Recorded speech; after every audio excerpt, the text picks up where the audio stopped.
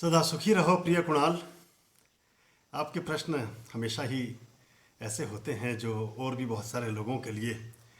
मार्गदर्शक का काम करते हैं, और जब उनके जवाब हम देते हैं तो वो बहुत से लोग उसमें अपना रुचि रस भी जागृत रखते हैं। कुणाल जी, जब भी जीवन हमारा दुखों से भरा होता है, परेशानियों से भरा होता है, दिक्कतों से भरा होता है, और ऐसा जीवन हो जाता है जिसे हमें लगता हो कि जीवन हमारा बहुत बोझिल है, हम इसको ढो रहे हैं, हम जी नहीं रहे हैं, तो फिर उस जीवन से विमुक्ति के उपाय में मन काम करता है। जब भी मोक्ष की अवधारणा बनी होगी, अभी भी है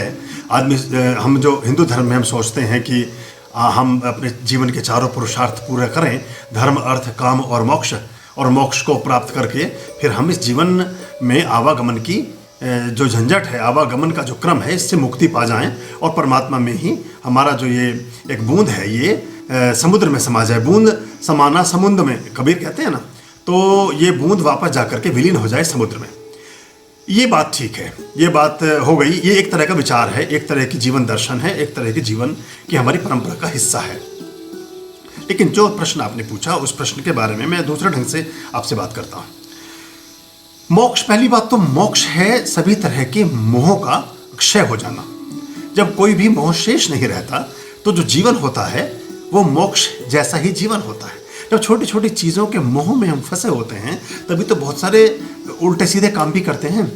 जब हम अगर किसी भी तरह के मोह से, लोभ से और परेशानियों से और विचारों से मुक्त होंगे तो हम जीवन में वो करेंगे जो सार्थक होगा, जो सत्य होगा, जो अच्छा होगा, जो श्रेष्ठ होगा। उसको करने के प्रति हमारा मन और हमारा विचार काम करेगा।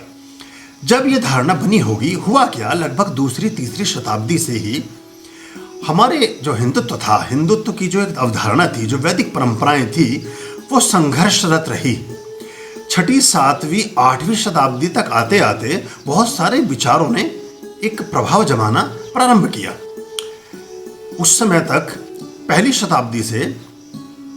और लगभग 5वीं 6वीं शताब्दी तक आप मानकर चले कि बुद्धिज्म का बड़ा जबरदस्त प्रभाव भारत में रहा, और 4वीं शताब्दी में आदि शंकराचार्य ने थोड़ा उसको ठीक किया और फिर उस तरह से वो कालखंड चलता है। उसमें भी बहुत सारे लोगों के, इतिहासकारों के मतभेद हैं कि वो 4वीं शताब्दी है कि 8वीं शताब्दी है। लेकिन मोटा मोटी अगर हम ऐतिहासिक उल्लेखों को देखें तो 9वीं शताब्दी में हमारे यहाँ आक्रमण प्रारंभ हो जाते हैं, विदेशी आक्रांताओं के आक्रमण प्रारंभ हो जाते हैं, जिनमें मुगल हैं, चंगेज हैं, बहुत सारे लोग हैं जो बराबर हमारे हिंदू धर्म और हिंदुत्व, चूँकि सनातन और हिंदुत्व और वैदिक जो हमारी परंपराएं हैं वही सबसे प्राचीन हैं, वही लंबे समय तक चलती रही हैं। तो कोई किसी के घर से जब भी उठाएगा तो उसके घर से उठाएगा जो सेठ होगा, जो धनाढ्य होगा, जो समृद्ध होगा। इसके पास कुछ है ही नहीं, वो क्या चोरी करेगा दूसरे के यहाँ से। तो भारत की परंपरा, भारत की का इतिहास, भारत की धरोहरें इतनी समृद्ध रही कि पूरी दुनिया उसकी तरफ आकर्षित होती रही, और हमें लूटने के लिए, हमसे छीनने के लिए, हमारी चीज़ों को विकृत और खराब करने के लिए दुनिया भर से आक्रांता कहते हैं हमलावरों को, हमलावर आते रहे, और जैसे भी संभव हुआ वैसे उन्होंने हमारी संस्कृति, हमारा देश, हमारी संपदा और हमारी चीज़ों को विकसित किया और उनको लूटा और खराब किया।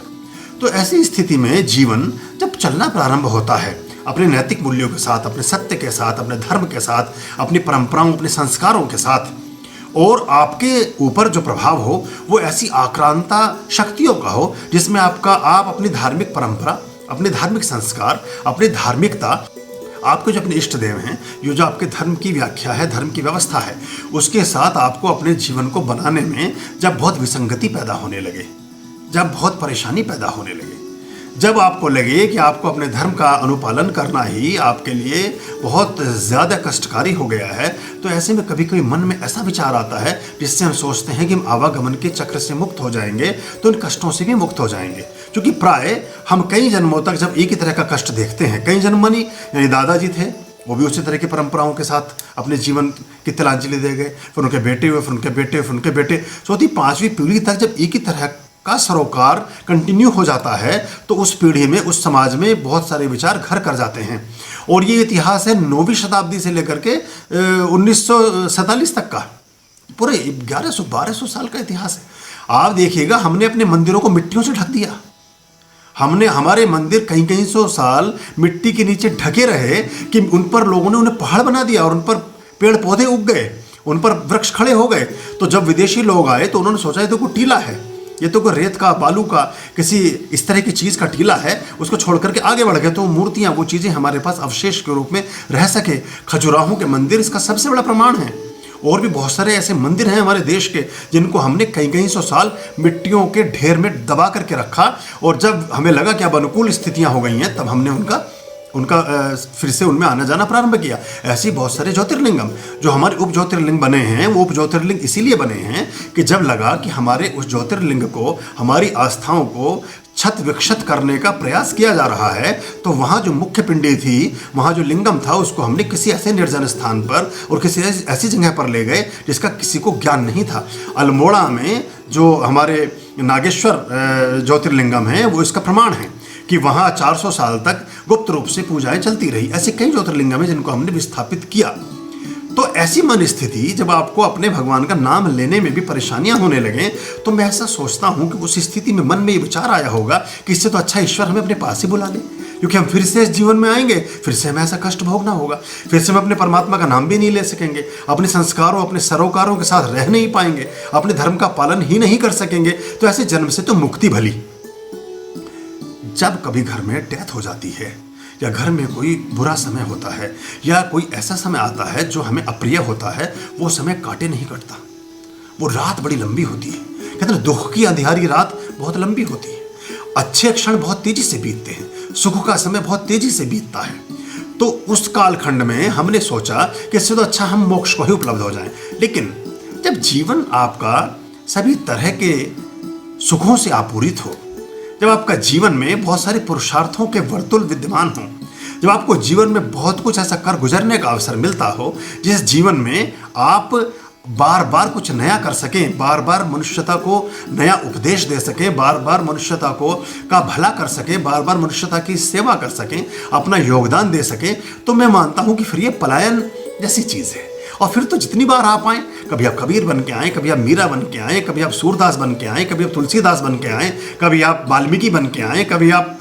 इतने सारे हमारे करैक्टर्स हैं। आप जितनी बार आएंगे, कभी आप कालिदास बन के आए, तो आप हर बार परमात्मा के सृजन में अपना योगदान देंगे। तो मोक्ष की जो कल्पना है वो उस समय के कालखंड में विकसित हुई एक चीज थी। और उससे पहले जो लोग बात करते थे वो सोचते थे कि अगर जीवन कष्टकारी है तो मुक्ति उसका स्वाभाविक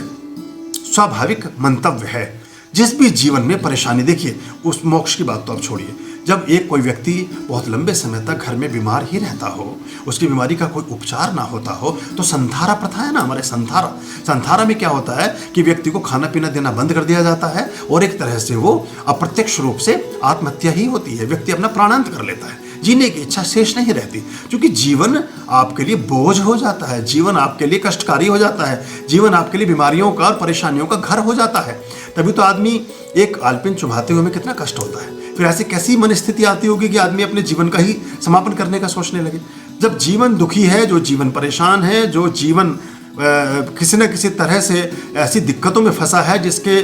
निर्वहन में आपको दुख का सामना करना पड़ रहा है, उससे आप हमेशा भागने की, बचने की और विमुक्ति का उपाय सोचेंगे। लेकिन जो जीवन सुखों से भरा है वो तो आपको 100 वर्ष का जीवन भी बहुत छोटा सा प्रतीत होगा। आपको लगेगा कि परमात्मा मेरी उम्र 500 साल होती तो मैं इसका रसास्वादन और ज़्यादा कर पाता, मैं अपने जीवन के और सारे रंगों को भर पाता, मैं अपने जीवन में और बहुत कुछ अच्छा कर सकता होता।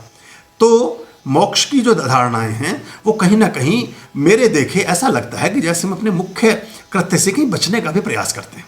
इतना सुंदर धरती है, इतने सुंदर देश हैं, इतना सुंदर प्रकृति है, इतना सुंदर जीवन है और इतने हजारों तरह के लक्ष्य हमारे सम्मुख विद्यमान हैं, फिर हम क्यों भागें इस रण क्षेत्र से, इस कर्तव्य पथ से, इस कर्तव्य मार्ग से, इस मैदान से हम क्यों पीठ दिखा करके भागें।